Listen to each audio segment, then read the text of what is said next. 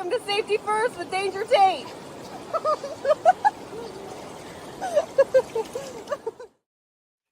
Welcome to Safety First with Danger Tate. I'm Tate, and this is my interview series where I talk to cool people about the cool things that they do.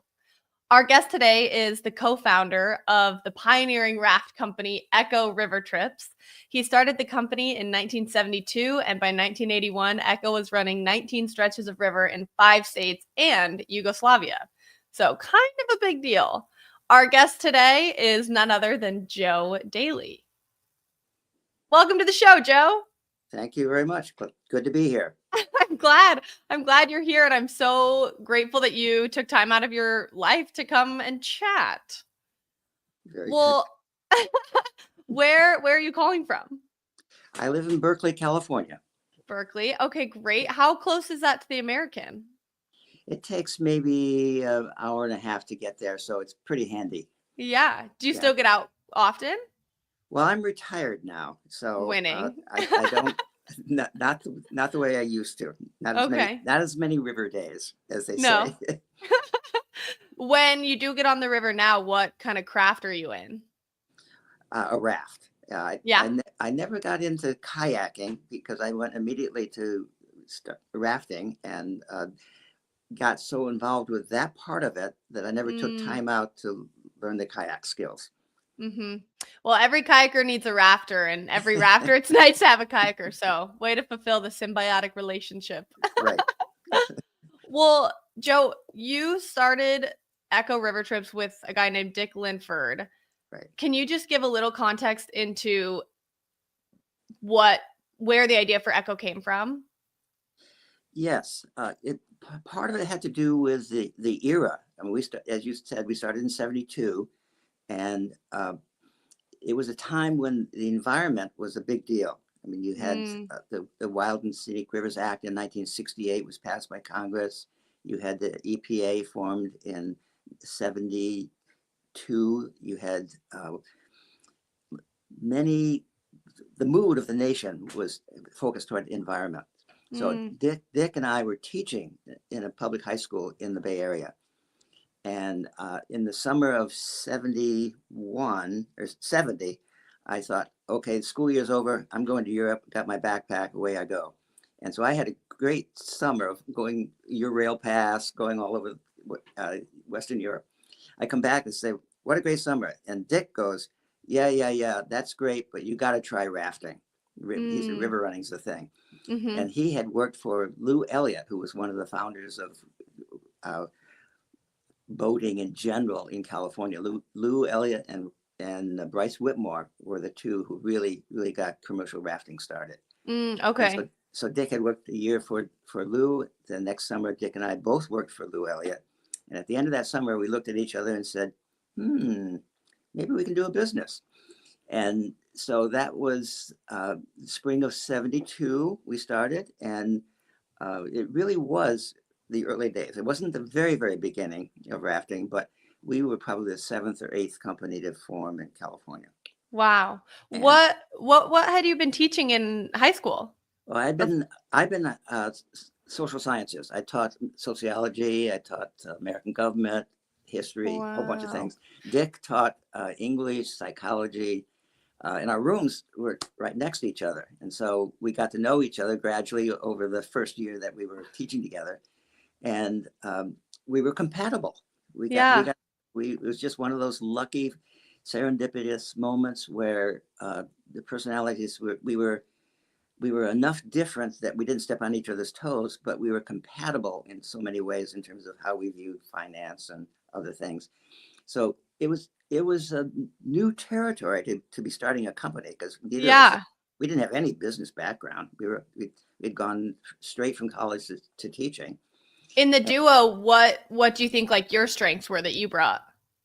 Well, the compatibility gradually, it wasn't announced at day one, this is what it's going to be. So many things were kind of oozed toward conclusions. And mine turned out to be marketing and running the office. And Dick's strengths were equipment, personnel. He's a charismatic person. And so, and then we had a lot of overlap too. So we blended well. Mm. And when I say it was new, I mean, there was no playbook to Yeah. follow because we were so new at it. And you did what you had to do to get the raft on the water. Were there moments of, why did we start this? We should be like, let's go back to teaching. I think that topic came up in my wife's mind in Okay. 1977. What makes you say that?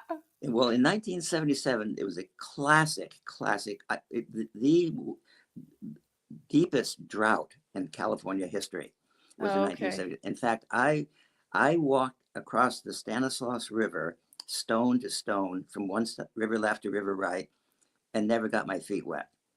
The river was that low. What's it typically, or what's the normal flow? Oh, well, it varies. 1,000 CFS to 10,000 CFS. Yeah, you should not be able to walk stone to stone. Oh, no way.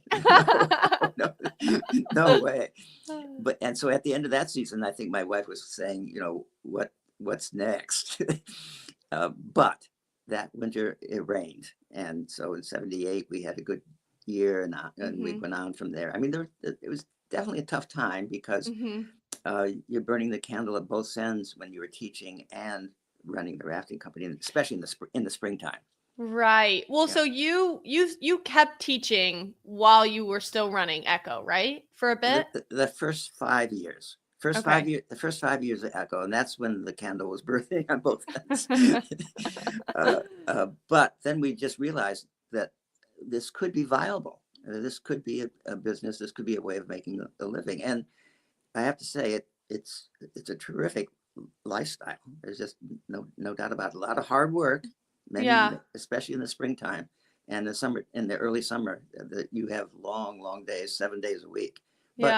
But it balances out. So what was it like with your wife? Was she all in and like super excited? You said 1977 wasn't as much, but did she enjoy the river? Does she? Well, she does enjoy the river, but one of the amazing things is that she's in the theater world. So she's into the arts. And so I joke with my River Bunny fans when I say, well, I'm going off to get some culture. So I've been cultured for 53 years. Oh my gosh, that's amazing. That's awesome.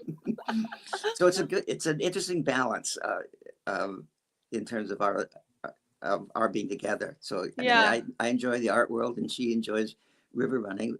Again, both of us are retired now. Right. So we don't go out as much as we used to. What's the best part of retirement? I would say the lack of day-to-day tension. What do you mean by that? Well, with river running, you're always on alert. And during the river season, you have to be ready for everything. The phone could ring, a truck could break down, crew has some problems with getting to a location. So you're always ready. As one outfitter used to say, you're always ready for the other shoe to drop. and in that sense, it was always good to have the quote, the off season. When the river running season was over, you had a chance to kind of catch your breath and get caught up and remake friendships that got lost. I got lost during the river season. Well, with Echo being so big and being across so many different states, what was your day-to-day? Were you in California or did you travel around a lot? I moved around a lot. And did you? Basically, yes, we were in California, but it was good that we had the partnership because Dick could be in the Rogue area. I could be in Idaho, and we both could be in the Sierra foothills. And so there was mobility. We definitely had a lot of river days, but we knew what we were getting into. It's seasonal, and so you work real hard during the season. Yeah, with your background in teaching and like being involved and knowing what's going on with the government, you mentioned that the environment was really on everybody's mind when you started it. How did having the rafting company play into public policy and like advocating for public lands? Well, that came about gradually. In other words, we started the river company, and then we realized certain rivers were being threatened, and that we had to step up and speak about policy. It Mm-hmm. wasn't initially on our mind, and I think also the teaching background did help. Being able to speak in front of a group, Mm-hmm. that was pretty easy for both of us. And I mean, not easy, but you could do it.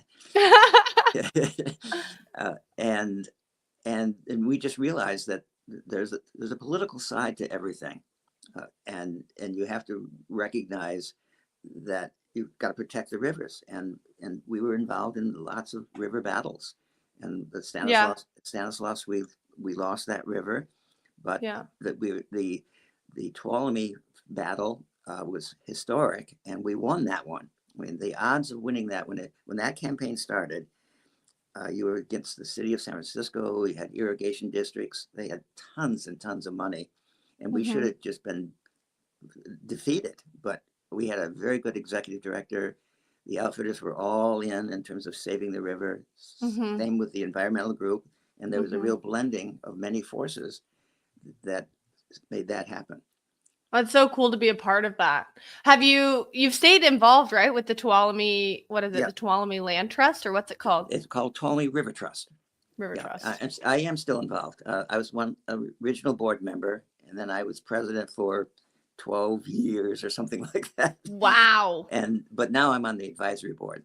So Okay, great. that means you get to step back. You don't have to go to every meeting, but you can still throw your voice in there once in a while. Yeah. What's the project that the Tuolumne River Trust is working on now? Well, it's surprising. Its range. There was a massive fire in the Sierra, probably 11, 12 years ago now. Mm-hmm. And so there's a huge restoration program going on. I mean, many, many acres of restoration. Mm-hmm. They're involved in that. They're also, the Tuolumne River ends up going through the city of Modesto, which is about 120, 130,000 people. Wow. And there's a park system that's being developed there, and the Tuolumne Trust is involved in the restoration or the creation of that park system. Oh, I mean, it's going to go on. cool. It's going to go on for miles. Will it be similar to like in the on the Rogue? It goes through Grants Pass, and so there's a lot of like access points through that. Is it that kind of a thing? Yes, it is. Yeah. The difference is that you have more agriculture around the Modesto area than you do right around Grants Pass per se. Okay, gotcha. Yeah.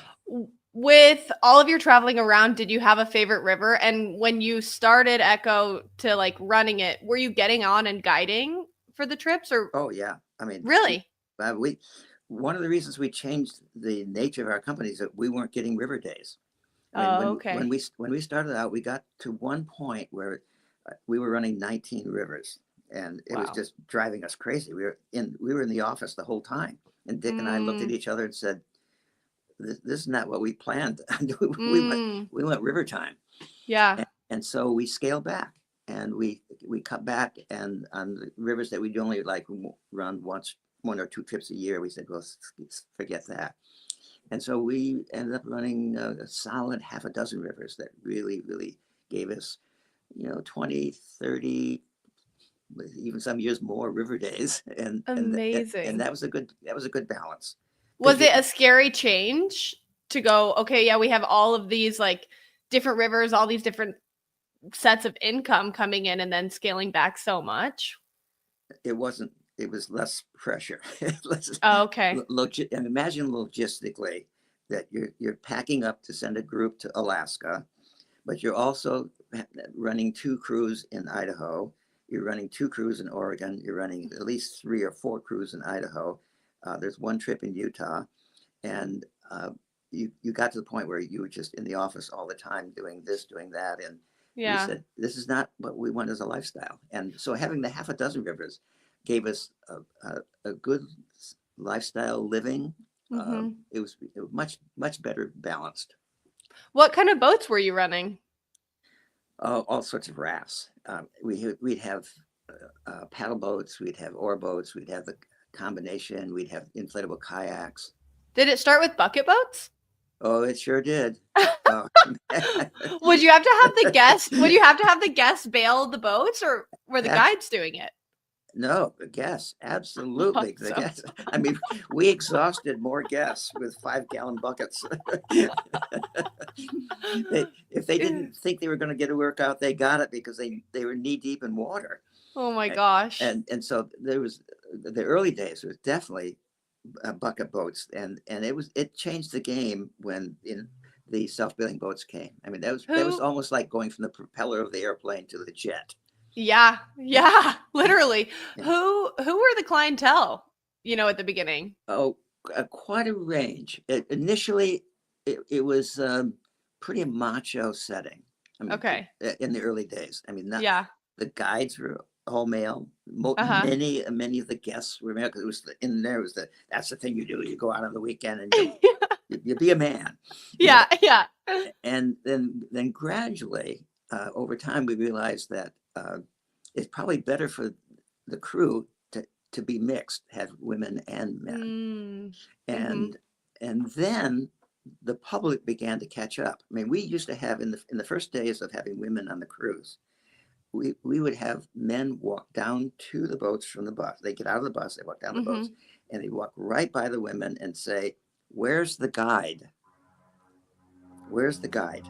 And we're going, and the woman goes, "I am the guide." And they were going like, What was that like? Did that cause tension on the cruise, or were those problems that you had to solve, or how did you back up the women to like?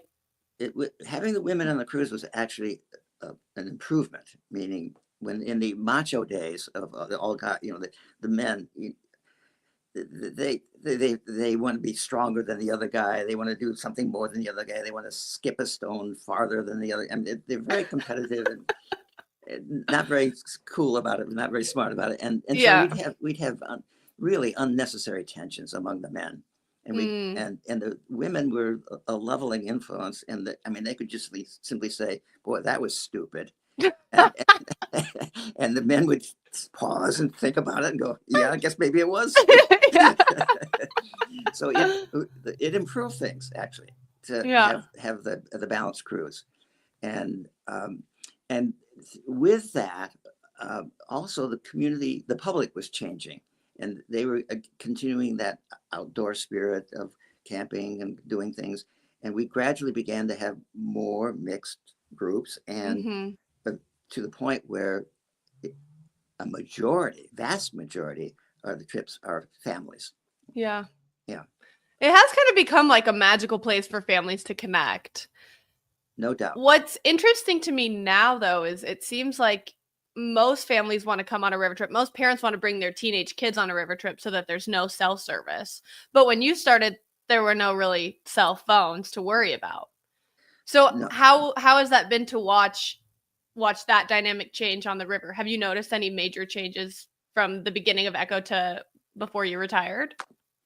well, the cell phone was and satellite phones, both were a bit of a problem. For the teenagers, the cell phone was like a stressed out. We can't connect. And we're Mm-hmm. going, yeah, you can't connect. So let's say on a 6-day middle fork of the salmon trip, they were grumpy the first day or so, Uh-huh. but by the second day, certainly by the third day, they were into the trip, Yeah. and they just kind of forgot about their phones. Yeah, I've The noticed that on the road the last few years too. It's the same thing. The first day, everyone's a little angsty. Yeah, yeah. And for the bigger challenge was businessmen, and in particular, not so much business women, but Mm-hmm. businessmen they were almost demanded having a satellite phone. Interesting. And that became a challenge. And so we had to set parameters, and mostly we said no. Uh-huh. But every once in a while, we had to say, you have to go away from camp. You have got to go downstream, and you cannot be obvious. I mean, Yeah. this is a vacation for everybody. You can't be selfish about doing the business on a vacation, Yeah. and for the most part, that worked. When you were guiding, were you always the trip leader, or were you ever just a guide, or a jag as we call them sometimes? A jag. One of the things we learned, I mean, when I said we did not have any business background, Yeah. we really didn't, and but we kept learning as we went along. Yeah. And one of the important things that we learned was, don't be head guide. And Interesting. yes, we are owners of the company, and yes, we are rowing, and yes, we're schlepping and doing that. But for the trip, there's going to be a head guide, and it's not going to be you. And the advantage of that is that the person who would be typically head guide doesn't get bumped and out of the position Mm-hmm. and is grumpy. Can maintain that status as head guide, Mm-hmm. and you can see how the person's doing as a leader. Mm-hmm. Do they need to speak louder? Do they need to give their safety talk in a different way? Mm-hmm. Where if we were the head guides, we wouldn't be able to help that way. Mm-hmm. So it was good. With running a team, what do you think your leadership style is? Well, for us, it was very important to have the crew cooperate. I mean, that was sort of rule number one, of course, is safety. But Yeah. rule number two is this crew of 4 or 5 or 6 people, they better work together, and they better work together smoothly. Mm-hmm. And yes, there's structure to the group. I mean, there were some companies that were so hang loose in the early days that they didn't even want to have a head guide. And it's sort of like you take forever to decide where you're going to stop for lunch. Yeah. It's like no. So the idea was that you get along, you work together, you respect each other. You may have an ego, but don't let it get in the way of working with others. And so we really stress that of this is a team effort, and if you can't be a member of a team, then you should work for somebody else. When the conflicts did arise, what would you do? Would you step in, or would you let them sort it out themselves? Both. We'd start with them trying to sort it out themselves. Yeah. And for example, if let's just say there'd be some sort of rubs in some way. Something didn't go right. The classic example that's given is there's more than one way to cut a carrot. And some guides were just so intense on, you cut the carrot this way, and you cut it, and another person, you cut it that way. It sounds stupid, but I would see guides get in an argument over a carrot. Yeah. How to cut the carrot. Yeah. And then we'd have to kind of point out to them, well, there's more than one way to cut a carrot, and it's not awful if it's cut differently from the way you have done it. And so you work on it, and because you're with a group. And this is what was really good for Dick and me, was that you're working with an age group that's in their early 20s, mid 20s, and they're going to be moving on to positions of responsibility. I mean, they're not going to guide forever. Yeah. Because most guides, I'd say most men were probably 7, 8 years, maybe more, working with us, and women maybe 5, 6 years with us. And we knew that as I said, they're going to have permanent jobs someplace else. It's not going to be, they're not going to live off the season. Right. And so we would watch for people who demonstrated some type. When we had the interviews for people, we'd say, they ask them this question, ask them that question. And then what we were looking for was people who could lead, who could have a sense of humor, who had interesting backgrounds themselves. And you wanted to not have a cookie cutter kind of guide. You wanted to have individuals, but you wanted them to be able to cooperate. And so, for example, I think the phrase I use is, you want a personality that can make the sun shine on a rainy day. Oh, I love that. If you're out there and you're with 25 people and it's raining and they've just paid for their vacation, you as a guide have got to make them smile, make them happy. And so it takes a certain personality to do that. Yeah. And so we would we know many of the guides that we have a strong Echo alumni, former guides who've Hmm. gone on to medicine, teaching, Silicon Valley. The list just goes on and on and on Yeah. of the talent pool that we grabbed. But it was good helping them through those 20s to go Yeah. from most of the time they've just graduated from school and they're 22, 3, 4 years old, and they have to learn to have fun, but first do it safely, have Hmm. fun, be in charge of equipment. And I mean, we imagine this: you're giving somebody 25 years old, you're giving them the company credit card, you're giving them the truck, you're giving them 5 other people to be responsible for, other crew members, Uh-huh. and we're saying, go to Idaho and we'll see you in 2 months. And they built on that. They go, well, somehow he trusts me, and so Yeah. I'm going to prove that I can be a head guide. I can run a safe trip. And so we had many years of people developing into what I call from young adult to full adult. I'm just like, I'm reflecting on my own kind of guiding and how I feel like all of the people that I've worked with have done that for me, and how it really is so cool to learn so many transferable skills on the river. I mean, it's Yes. kind of mind blowing. And it's interesting too, because like my whole life I did golf and kickboxing, like the most random sports.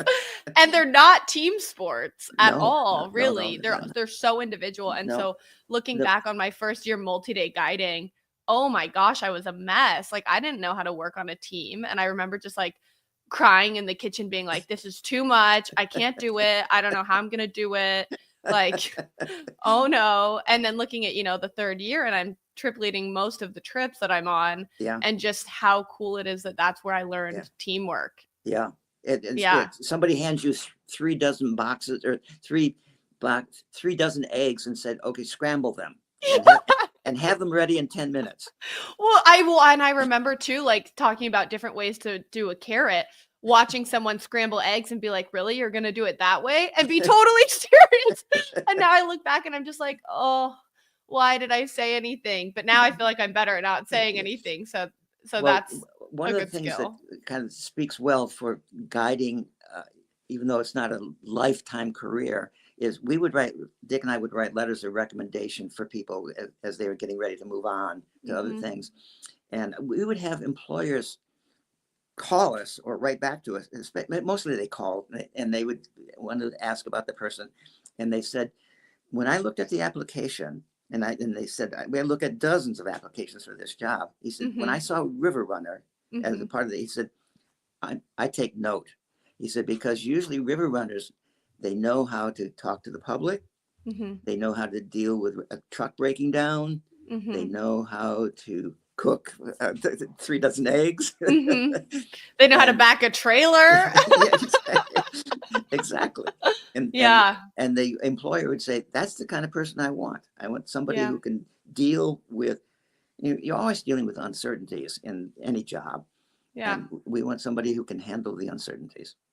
I also really think it's such a good career for, I mean, or whatever you Yeah, want to call it, job yeah, for however long, yeah, to be comfortable on water and to be able to find that escape near a river, I think is so special. When you go on a river trip now, like on a private trip, what's your favorite part of the routine of the day? letting everybody else do the work.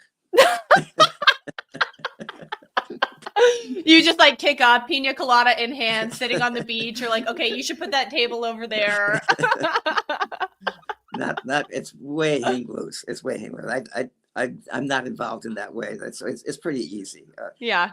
Uh, uh, Pretty easy approach. And again, I'm mostly retired, so I don't get out as much as I used to. But I think one of the things that I do miss about being on the river is that there's something magical about pushing off from shore, Mm, and the current grabs you and you're off, and mm-hmm. you're headed downstream, and any problems you have with the IRS or who knows what are They're way behind you. Gone. They're gone.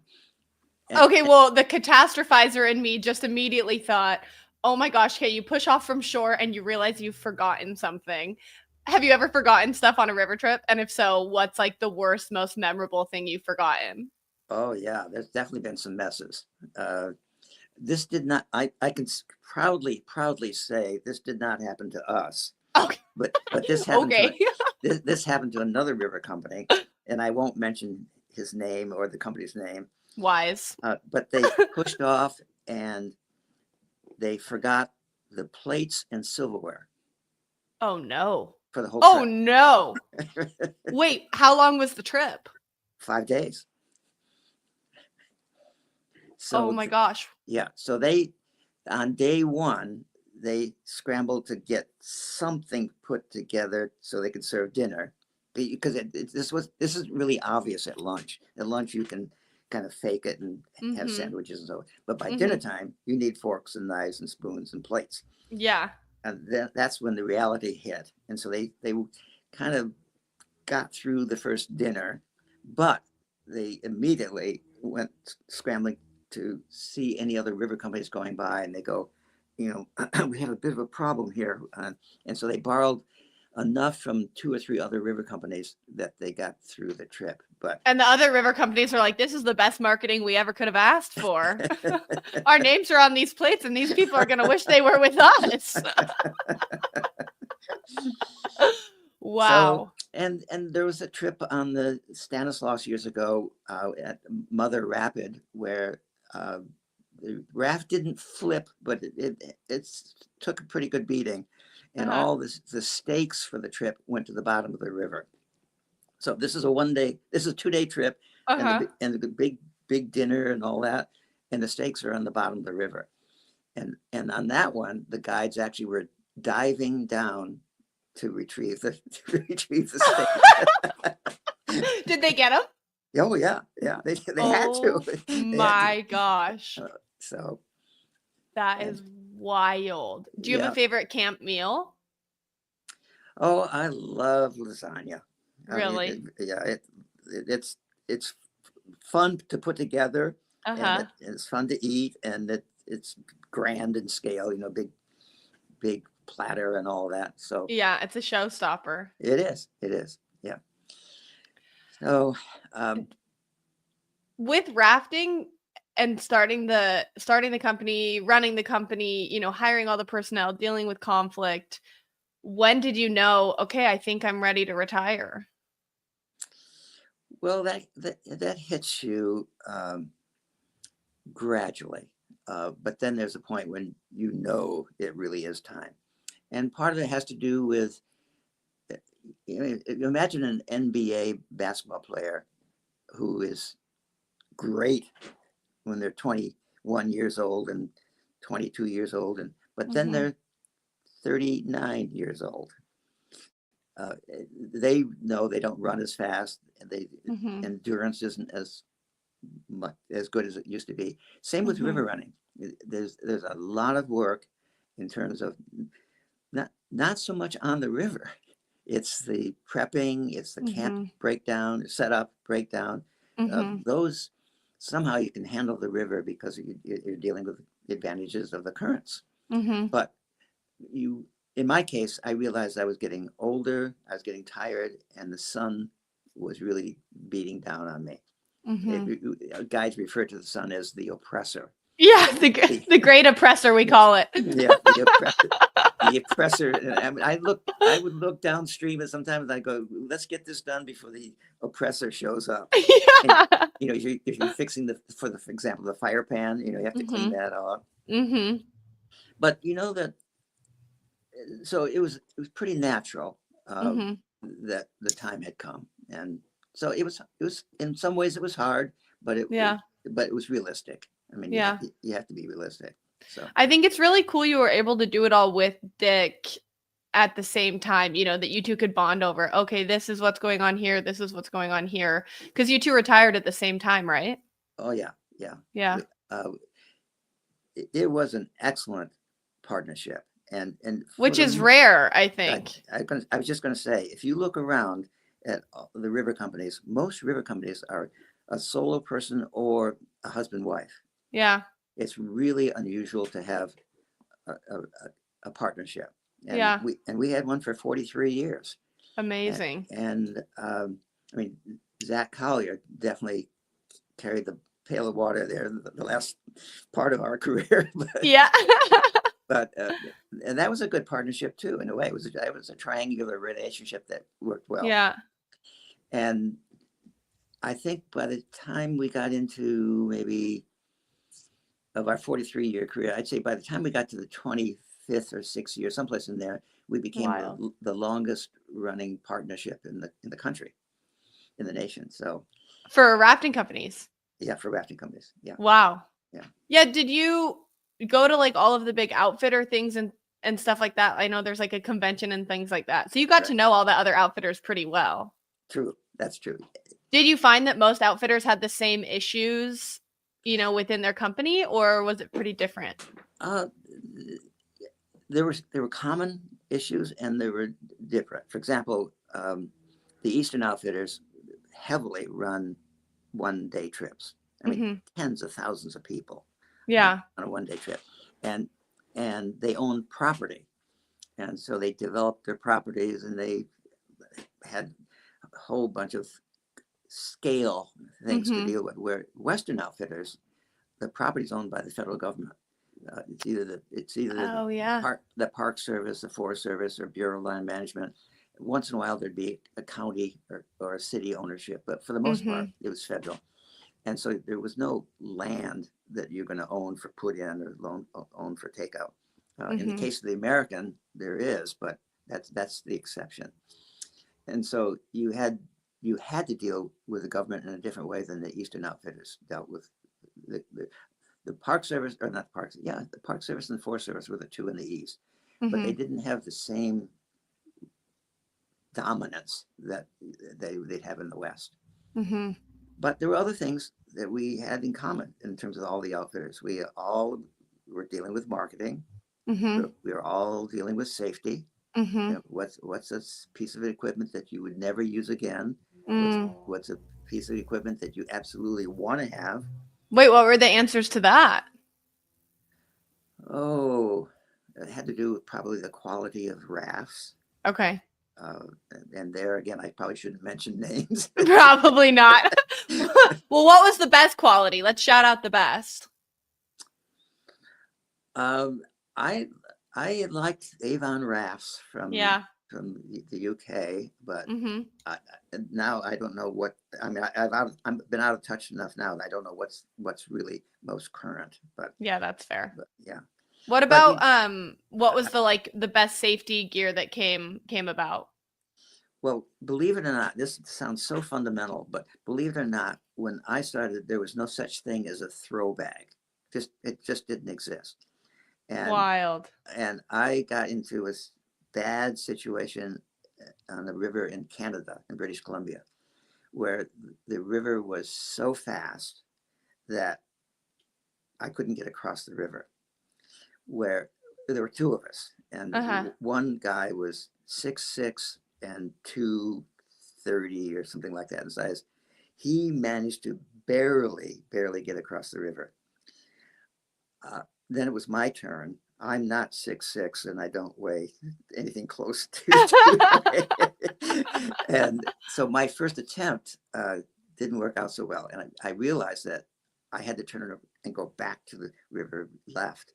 Wow. Because I was about to go over a waterfall that was filled with logs. It was a log-filled waterfall, and so I got back to the river left, and I eventually, through some maneuvering of tying a rock around my stern line and throwing the rock over my head, and the guy catching the line on river right and pulled me in because I was not going to make it. Right. I thought about that years later. It would have been so much easier if I'd had a throw bag. I mean, it would have been nothing. It wouldn't have been even thought of. Right. So there's just so many improvements in rafting on every level. I mean, you think of the camp setting with fire pans now. I mean, we used to make fire pits at each camp, these big rocks, and put them Like dig them out? Yeah, it was and stupidly, each company wanted to have their own fire pit. So you come to a camp and there'd be 3 or 4 pits there from previous trips. And so like, this is dumb. And so somebody invented the fire pan, and it's improved the quality of the beaches all over the place. I mean, you don't have, we call them scars. You don't have scars anymore. Do you have a favorite river now? It depends who I go with. That's so true. if I have the crew that wants to go big, I'd probably go to the Tuolumne, because a high water Tuolumne trip is just, it's blazing trails. I mean, it's beautiful, beautiful white water. It's ongoing. You go to the Gray's Grindstone. It's probably a third of a mile of rapids. It just go on and on and on. It's so wonderful. Wild. If I were going with brand new people who had no sense of what they're getting into, I probably would take them on the Rogue. Yeah, it's a short enough trip. You can get there, have a good time, and not exhaust people. But if somebody said you've got one more trip in your life to do, I'd probably go do the Middle Fork. Really? Yeah, Middle Fork of Salmon. And what I like about it is I like the high country, the alpine setting, the constant current, beautiful rapids. I mean, it's hard to beat. I'm so excited. The combination is hard to beat. That's it. Many rivers have one quality that the Middle Fork has. Middle Fork has multiple qualities. I've only done the Middle Fork once, and I did it when I was like 17, and I don't remember any of it. But this year I'm going with my family, and I haven't done a family trip in 4 years. So I'm so excited to get back there. You doing a private trip, or are you doing with a company? Yeah, no, private trip. Yeah. Yeah. Enjoy it. I mean, I'm so excited. It's a very special place. Yeah. No doubt about it. Do you have any trips planned for the summer? We don't. As they get older, the emphasis turns to how relatives are doing with their health, babies being born, and they want to make sure that you see the new baby. And so the emphasis changes. I'm not objecting. I don't mind seeing new babies. Like, trust me, I like them. But it won't be river running this year. So no. Okay, well, it's going to be amazing. In your case, you're going with more than one raft, I hope. Oh yeah, we're gonna have, I don't know, I bet we'll have like at least 6 rafts, and then I'm gonna kayak. There'll be 2 kayaks. Yeah, it's just gonna be fun. That's good, and it's just a very special place, and I hope you have a good time. It's gonna be lovely. You're talking about kayaks. I was flashing to some of the funny things that happened in Echo over the years. And let's hear it. One of the rules we had was this involved kayak, inflatable kayaks, not the but the inflatable kayaks. And the double inflatable kayaks. Our standing rule was no husbands and wives get in the same kayak. Really? And was that enforced? Absolutely. But what was interesting is we didn't really have to enforce it very much. The husbands and wives immediately agreed. Nobody said, "Oh no, I want to go with my husband," or "I want to go with my wife." No way. Because what we found over the years is that when they were husband and wife trying to take the kayak, they were trying to decide, okay, who's in charge here, and the person who is in charge, are they going to sit in? Are they going to sit in the front, or are they going to be in the back? And so we're like, oh man. So we'd watch these people who started out on a vacation getting squabbles over who's going to be in charge, who's going to be in the front, who's going to be in the back, and who isn't.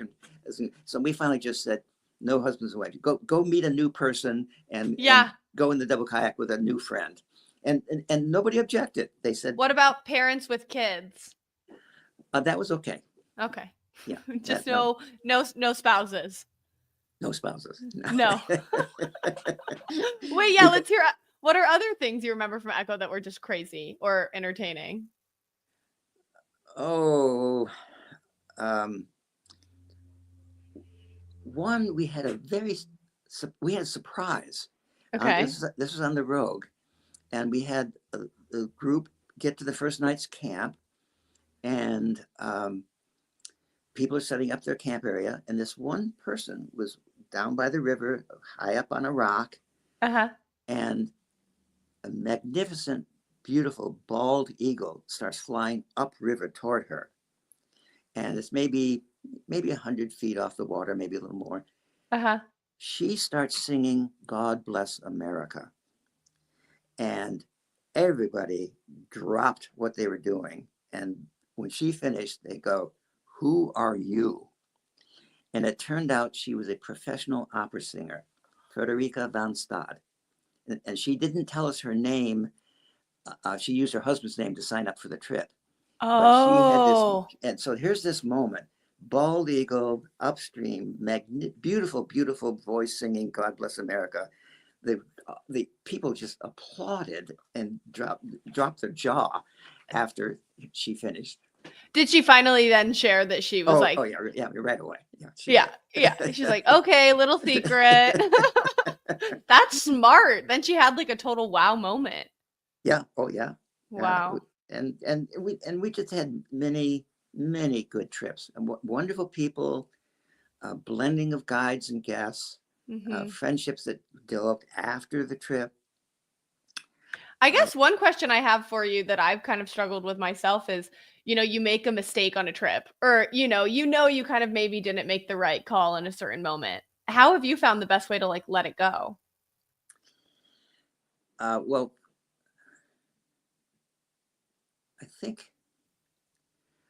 I think I read an article once about hot air balloon people, and I guess when you bring when a pilot brings a hot air balloon down, you can do it gently or you can slam, boom, you hit the ground, and sort of like it's chaotic.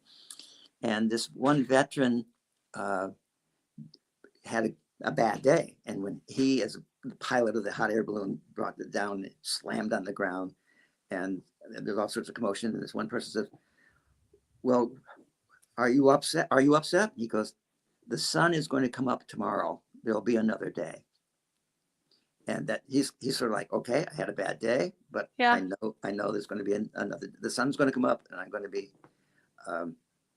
be okay, because I know who I am, and I can carry on. But I was going to add to that, when you said I've made a mistake, and let's say that either a head guide has made the wrong call, or a guide did not do the rapid correctly, or went down the wrong channel. We had another rule besides, there's more than one way to cut a carrot.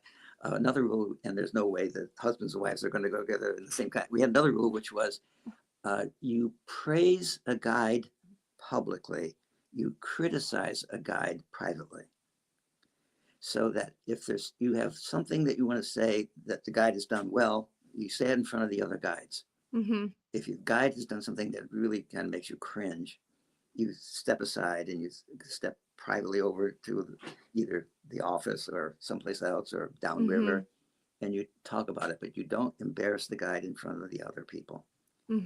And these are things that you learn gradually. Because I remember one of the first times we ever got a criticism. We had a guest come in and just so it just wasn't right for that person, and so we called the guide immediately, and we went ran to the guide. And then we realized that any story has more than one point of view. And when we talked to other guests on that trip, we talked to other guides on that trip, we realized that we were dealing with a cranky, obnoxious, overbearing guest. And that the guide really wasn't at fault. The guest was just obnoxious and overbearing individual. So our rule became, there's more than one point of view on any issue, and we were not making any decisions until we talked to everybody. Or at least two other people. Not just one. Get all the point of views. That's really interesting. Yeah. But there was no textbook that taught you that one. You had to go through the experience. Right. It sounds like you, I mean, I'm so impressed that you dove in head first and literally just figured it out. We did. I mean, that's when I look back, that is surprising. I mean, here we are, two high school teachers, Yeah. starting a business, no business background, but we knew we loved rivers.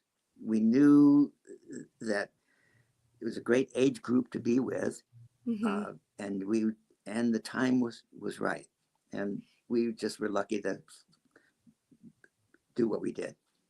I also think it's so cool that you said, you were able to mentor or teach or be involved with the growth of so many amazing people. And even just thinking like all the things that Zach has done for me and, even this, having the opportunity to do this and get to know so many more amazing people. It really is such a cool thing to be involved with the people in their early 20s and just really shape who they become. I think it's so special, and it's so cool that you were able to do that for so many people. It's interesting when you say that. It's partly that we helped shape what they became, but it's also that they had time together. For example, if you're doing a long shuttle and there are 5 people and one's sitting there with his arms folded saying, I think I'm going to be a lawyer. And the other 4 look at him and say, why would you do that? And there'd be this kind of dialogue that would go on. And I mean, and others would say, that's the right thing to do for you. And so they learned among themselves as well as learning from us. I think it's also interesting the way that I've viewed guiding and, especially multi-day guiding, right? And that's what I've done the most of. I mean, I did it for 3 years and I did day guiding for a year, but it becomes your whole life, your whole ecosystem. The guides that you're with are literally like the only people that you see for months on end. I mean, what a cool community. And I think, stepping out of that is really kind of intimidating. And yet at the same time, I'm so grateful that I did all of that because now I have the basis to create that community again. Right. So yeah, I agree. Yeah, it's cool. And I've also heard of like all of the Echo reunions and all that kind of stuff that happened. Are those still ongoing? They're not now. And partly it became just as we aged. In the early days, I hate to even say this, but the end of the river season Echo party in Marin County was notorious, maybe.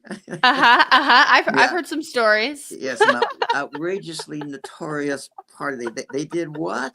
That kind of thing. So then we moved from doing that annually, so they became less outrageous. And then we went to when we finally got to a point where we were older, you'd have the 20-year reunion, and then you'd have the 25-year reunion, and what was happening there is that guides were coming from the various states, from Idaho, Oregon, California, and they'd all get together, and that was more civil and fun to do, and a lot of nostalgia, a lot of storytelling, lots of pictures. They were fun to get together, but the early days. Too notorious to talk about. Do you have any projects that you're working on now? I know you mentioned a book before we did the show. What are you working on now? Well, the book, we just finished it, and when I say we, it's Dick Linford is a very good writer. When we say we divided things up, I was sort of the numbers person, and he was the word person. But on his private life, in his retirement, he's written about his growing up in Wyoming, in New Mexico, in California, and some of the stories are outrageous. I mean, it's 19 short stories. To give you one example, he had 3 buddies, so the 4 of them were in high school together. Three out of the 4 shot themselves in the foot or leg doing fast draw over a number of years. And this guy was saying, "I'm going to draw faster than you." So 3 out of the 4 of them shot themselves trying to pretend that as kids they were going to do fast draw. It was really stupid. Was Dick one of the ones that shot himself in the foot? He was lucky enough. He was the number one who didn't. Okay. The other 3, one got shot in the thigh, one got shot in the foot, two got shot in the foot. Oh my gosh. One bullet went between the toes, so the guy was really lucky. Didn't break any bones. Jeez. But so I tell people, I don't know how Dick made it through his teenage years alive. But it's a good book, and it was fun working on it. I mean, Dick wrote the stories, but then we had two Echo guides who were professors. One was in Colby College in Maine, and one was in Sacramento. And so they and I got together and we looked at his stories, and we said, there could be a book here, and it would make Dick happy to have his collection of short stories. So he'd written 20 over the years. He'd written 25 short stories about his life, and we found a couple of them little dicey. So we said that probably won't work. And so we selected 19. 18 are true stories, and one is fiction. And they just got published. It's called Stories of a Western Wildhood. Stories of a Western Wildhood. By Dick Linford. Where can we find it? Where can we buy it? You can go www. Okay. Will you write this in? www.western Wildhood. Wild WILDHOOD. .com. Okay, I'm gonna put that in the comments. Let's see if it works. Okay, perfect. And show it. www.westernwildhood.com. Okay, and that's where you can find the book. Yeah, can you tap on it and a picture should come up? That's above my technological pay grade. I'm decent at technology, but I'm not as good as I once was. As I could be. But people will be able to find it from there. Well, yes. So you've got a good summer set up for yourself. Are you doing other trips beyond the Middle Fork? I have kind of set up a home base in White Salmon. So I'm working at a restaurant in town, and hopefully I'll get up and do some other rivers, or maybe go down and do a rogue trip. But I'm for now just kind of setting up a life, which is weird. Well, no, I don't know how old you are, but it happens. There's an evolution you go through. And we used to refer to living out of a dry bag, and women get tired of living out of a dry bag faster than men do. But even the men finally hit the wall and realize you got to have an apartment, you got to have a house, you got to do more than live out of a dry bag. Yeah, it's weird. I sold my van. Well, actually, I gave up. I recycled my van because it was too stressful to try and sell it, because again, technologically challenged. I bought a truck, and I don't know. I hope to guide, like guest guide. That's kind of the goal, I think. Yeah, I think that's a good standard. I think that's a good, talking about trying to balance out one's life. Yeah. I think you'll have your sort of job in White Salmon. Yeah. You'll do some river days. It'll be okay. It'll be okay. Thanks, Joe. Yeah, thanks. And surprises will come. I mean, that's part of it. There's serendipity out there, and serendipity shows up in surprising ways, of course. That's what serendipity is. In your life, what's been like the best surprise that when you think of that moment, like of a surprise or serendipity?